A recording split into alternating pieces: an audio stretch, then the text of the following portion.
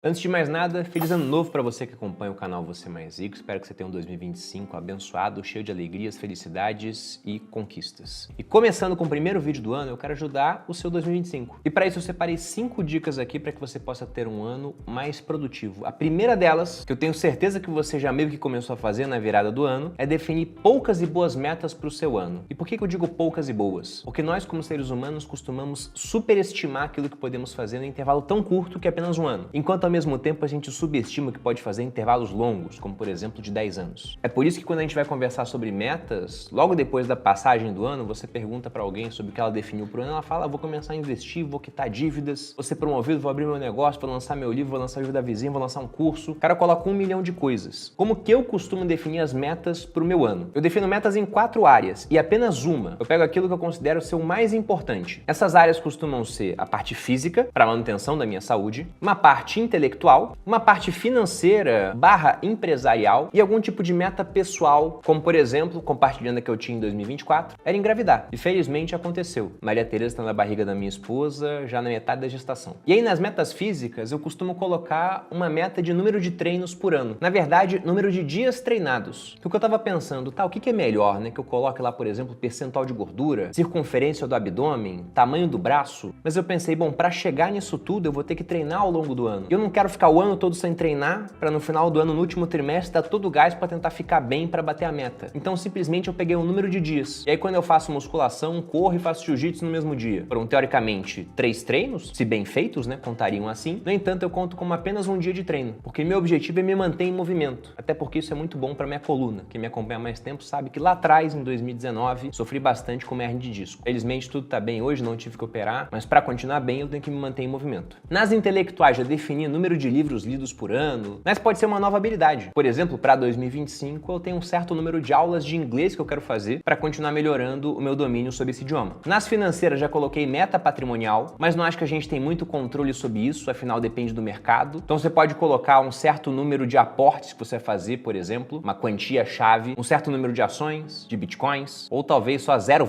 alguma coisa em bitcoin, já que ele está ficando cada vez mais caro. Como eu disse, nessa área também podem entrar metas profissionais ou da sua empresa, como faturamento a ser atingido, um certo EBITDA, lucro líquido. Agora, o que eu considero mais importante é que você não coloque 20 números, mas foque naquela variável mais importante em cada uma dessas áreas. Porque o mais comum é que as pessoas definam uma série de metas e que depois do carnaval elas fiquem desanimadas e deixam boa parte delas pra lá. Inclusive, a dica 2 tem a ver com planejamento para que você não deixe isso acontecer com o seu ano. O que vai propiciar que as suas metas sejam de fato atingidas e não virem só sonhos distantes que vão virar metas no próximo ano para novamente ser abandonadas é separar tempo para as tarefas-chave. Por exemplo, se você quer ter um certo número de treinos no ano, não tem mágica, você vai ter que pegar a sua agenda e separar um horário para treinar todo dia ou 5 vezes na semana, 4, etc. Aquilo que você planejou. Se você quer aumentar o seu domínio sobre um novo idioma, você vai precisar separar um horário para aprender idiomas. Se você colocou como meta aprender a investir, é necessário que você separe um tempo para estudar. É esse planejamento que vai fazer a diferença na hora de fato, se comprometer com o que você quer fazer ou apenas colocar uma promessa, quase um sonho, que não vai se materializar porque você não fez o esforço adequado. Muitas vezes porque não planejou esse esforço. Então, se eu pego a minha agenda, ela tá cheia dos buraquinhos lá para treinar, horário do jiu-jitsu, aula de inglês. Se você coloca como meta ter um tempo a mais com a sua família, é interessante separar esse tempo também, bloqueando para que você não arranje compromissos naquele horário. Então, tudo que você colocou que quer conquistar no item 1, provavelmente vai exigir tempo nessa parte da dica 2 na sua agenda. Se não tiver tempo para isso, provavelmente você não vai bater essa meta. A dica número 3, que pode ter a ver com o que você definiu de meta ou não. Eu particularmente não coloco mais meta para isso, até porque já virou um hábito. Mas mesmo assim eu costumo policiar para que esse tipo de coisa aconteça. É ler um livro por mês. Felizmente, em 2024 eu consegui ler 24 livros, deu 2 por mês, e ainda consegui escrever o meu, que era uma meta importante que eu tinha também na parte intelectual. Inclusive, o fato de ter escrito meu livro fez com que eu lesse mais esse ano, já que quando eu queria procrastinar a escrita, eu pegava um livro para ler sob o pretexto de estar pesquisando mais. E acabava que ajudava, né? Mas é porque se você acha, por exemplo, que não consegue ler, que é difícil, que é uma dica, então sente para escrever, você vai ver que ler é a coisa mais tranquila do mundo. Mas por que colocar uma dica de leitura aqui nesse vídeo? Porque eu acredito que é a maneira mais barata de você adquirir conhecimento relevante. Se eu pego, por exemplo, o meu livro, Em Nome do Povo, cada palavra que tá no livro deve ter sido lida pelo menos umas 10 vezes por mim. Eu escrevi os parágrafos, eu li e falava, isso aqui merece estar num livro que vai ficar aqui depois que eu me for. Eu ficava depurando aquilo, melhorando, para ter orgulho do que estava escrito. Inclusive, usando uma analogia que eu deixei no livro, logo no começo, no prólogo, eu falo que o conteúdo em redes sociais é quase um fast food.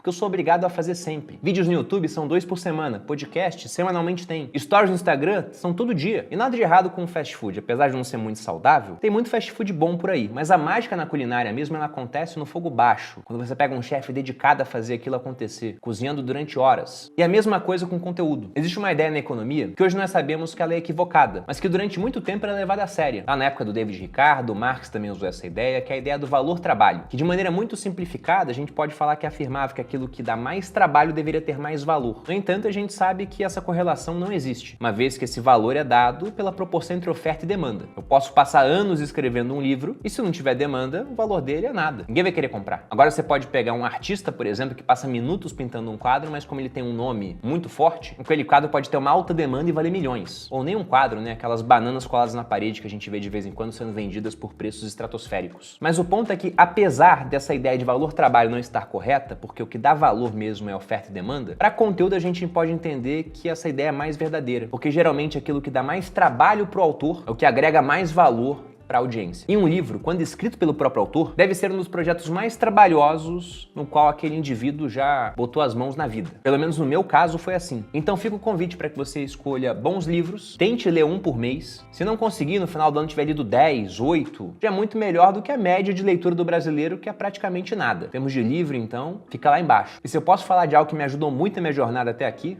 foi de fato o hábito da leitura. Algo que eu espero inclusive passar para minha filha, assim como meu pai passou para mim. Dica número 4, invista regularmente. Essa é a grande diferença que separa o pessoal que vai ter resultado no mercado no longo prazo daqueles que não terão. Na minha opinião, o investidor bem-sucedido é um cara que simplesmente faz isso. Ele investe regularmente, todo mês de forma corriqueira, ainda que o ambiente seja nada corriqueiro, como afinal de contas é o ambiente do mundo real. De tempos em tempos tem eleição, tem briga política, tem guerra acontecendo, vai ter surto de doença, vai ter pandemia, vai ter revolução tecnológica, teremos disrupção.